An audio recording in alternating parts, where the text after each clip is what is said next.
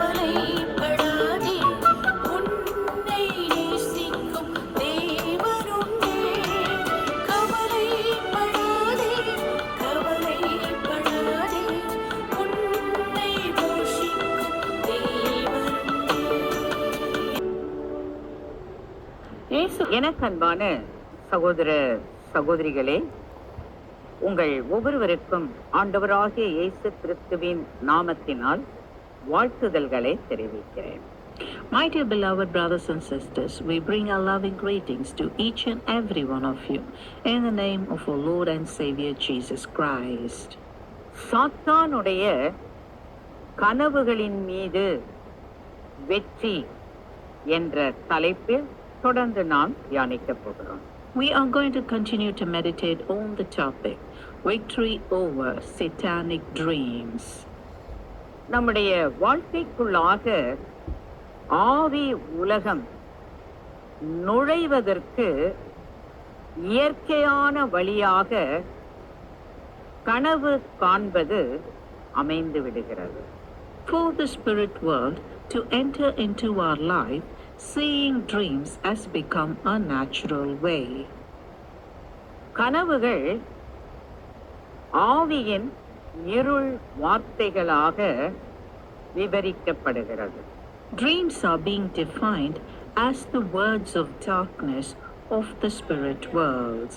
கனவுகள் வெளிப்பாடுகளாகவும் இருக்கும். Sometimes dreams can also be a revelation. கனவுகளின் சரியான அர்த்தத்தை புரிந்து கொள்ள பரிசுத்த ஆவியானவருடைய உதவியை நாட வேண்டும். In order to understand the right meaning of the dreams, we need to seek the help of the Holy Spirit. கனவுகளின் மூலம் கடைசி நாட்களில் ஆண்டவராகிய தேவன் தன்னுடைய ஜனங்களுடன் பேசுவேன் என்று வாக்குத்தத்தம் செய்திருக்கிறார். In the last days,